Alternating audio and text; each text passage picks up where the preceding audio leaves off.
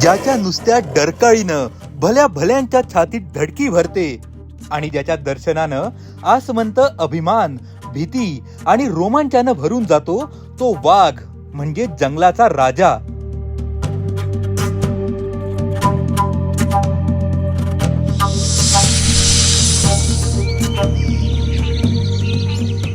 भारत सरकारनं 1972 मध्ये वाघाला भारताचा राष्ट्रीय प्राणी म्हणून घोषित केलं.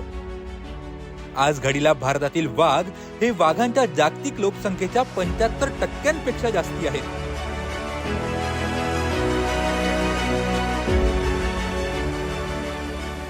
वाघाचे सांस्कृतिक महत्व आणि पर्यावरणीय महत्व ओळखून संवर्धनावर भर देण्यात आला.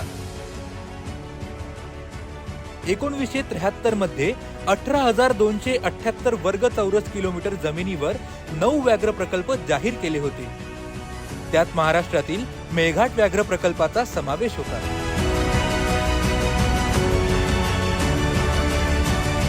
पन्नासाव्या वर्षात पदार्पण केल्यानंतर व्याघ्र प्रकल्पांची संख्या 54 झाली. त्याचं एकूण क्षेत्रफळ 76,796 चौरस किलोमीटर आहे. ते देशाच्या एकूण भौगोलिक क्षेत्राच्या 2.3% आहे. जगातील सर्वाधिक वाघ आज भारतात आढळतात. वाघांचा शाश्वत अधिवास म्हणून भारत आता सिद्ध झाला आहे. वाघांच्या संवर्धनाचा सर्वांकष विचार करण्यासाठी रशियाच्या सेंट पीटर्सबर्ग मध्ये जागतिक परिषद झाली. तेथील जाहीरनाम्यानुसार जगातील वाघांची संख्या 2022 पर्यंत दुप्पट करण्याचं लक्ष्य 2010 मध्ये ठरलं. तेव्हाच 29 जुलै हा जागतिक व्याघ्र दिन ठरला. 29 जुलै 2019 चा व्याघ्र दिन भारतासाठी अभिमानास्पद होता. या दिवशी पंतप्रधानांनी जाहीर केल्याप्रमाणे देशातील वाघांची संख्या दुप्पट करण्याचं उद्दिष्ट आपण 4 वर्ष आधीच गाठलं. जगातील 75% वाघ एकट्या भारतामध्ये आहेत.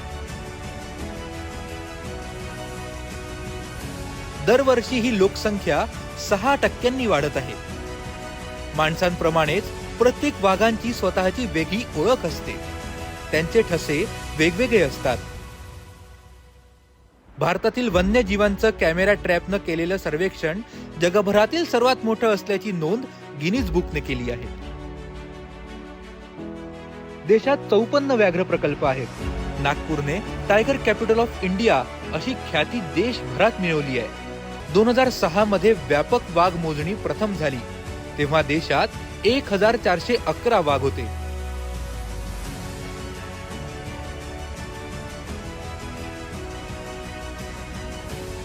...2010 मध्ये दुसऱ्या गणनेत 1706 तर 2014 मध्ये 2,226 वाघ, तर या संख्येत वाढ होऊन 2018 मध्ये 2,967 वाघ झाले आणि यात सातत्यानं वाढ होतेच आहे.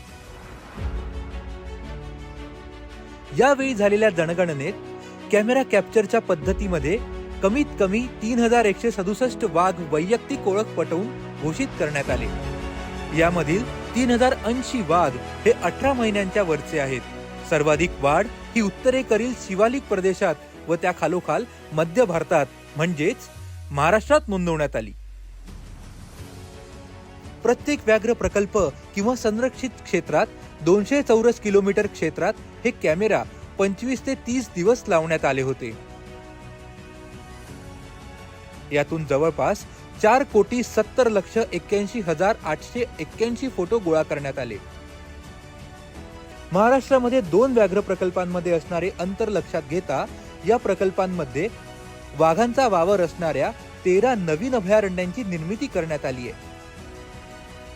त्यामुळे सलग जंगलांमध्ये संचार करणाऱ्या वाघांना सुरक्षित थांबे मिळाले. वाघ हा निसर्ग चक्रातील सर्वात महत्त्वाचा घटक आहे. वाघ वाचला तरच जंगल आणि माणूस वाचणार आहे.